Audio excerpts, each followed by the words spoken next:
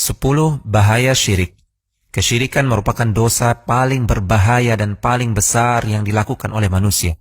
Untuk mengetahuinya lebih lanjut, berikut adalah 10 ulasan ringkas mengenai bahaya syirik. Pertama, syirik menimbulkan rasa khawatir dan hilangnya rasa aman di dunia dan akhirat. Sebagaimana firman Allah Subhanahu wa Ta'ala yang artinya, orang-orang yang beriman dan tidak mencampur adukan keimanan mereka dengan kezaliman, yaitu kesyirikan, mereka itulah yang akan mendapatkan keamanan dan mereka itulah orang-orang yang mendapatkan petunjuk. Kedua, syirik adalah penyebab seseorang tersesat di dunia dan akhirat. Allah Subhanahu wa Ta'ala berfirman yang artinya, barang siapa yang mempersekutukan Allah dengan sesuatu, maka sesungguhnya ia telah tersesat sejauh-jauhnya. Ketiga, dosa syirik akbar tidak akan diampuni oleh Allah jika pelakunya mati dan belum sempat bertaubat. Allah Subhanahu wa Ta'ala berfirman yang artinya, sesungguhnya Allah tidak akan mengampuni dosa syirik dan Dia mengampuni segala dosa selain dosa syirik bagi siapa saja yang dikehendakinya. Barang siapa yang mempersekutukan Allah, maka sungguh ia telah berbuat dosa yang besar. Keempat, jika seseorang berbuat syirik akbar, seluruh amalannya akan terhapus. Allah Subhanahu wa Ta'ala berfirman yang artinya, seandainya mereka mempersekutukan Allah, niscaya lenyaplah dari mereka amalan yang telah mereka kerjakan. Kelima, pelaku syirik akbar pantas masuk neraka dan diharamkan surga untuknya. Dari Jabir, bahwasanya Nabi SAW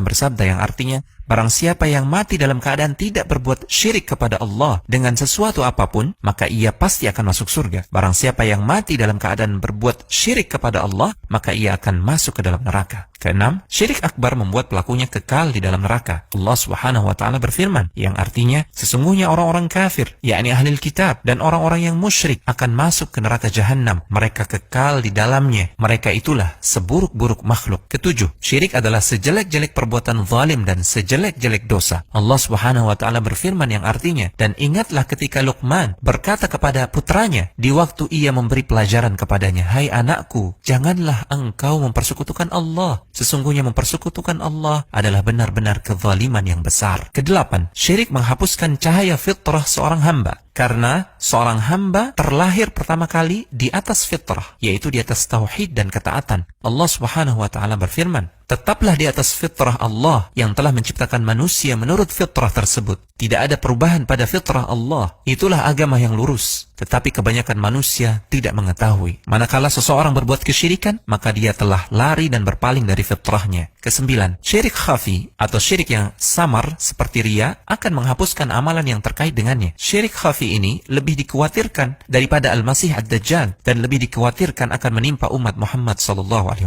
Rasulullah SAW bersabda yang artinya, maukah kamu kuberitahu tentang sesuatu yang menurutku lebih aku khawatirkan terhadap kalian daripada fitnah Al-Masih Ad-Dajjal? Para sahabat berkata, tentu saja. Beliau bersabda, syirik khafi, yaitu syirik yang tersembunyi. Manakala seseorang berdiri mengerjakan sholat, dia perbagus sholatnya, dia perindah sholatnya karena mengetahui ada orang lain yang memperhatikannya. Kesepuluh, Allah dan Rasulnya berlepas diri dari orang-orang yang berbuat syirik. Allah Subhanahu wa Ta'ala berfirman yang artinya, dan inilah permakluman dari Allah dan Rasulnya kepada umat manusia pada hari Haji Akbar, bahwa sesungguhnya Allah dan Rasulnya berlepas diri dari orang-orang musyrikin.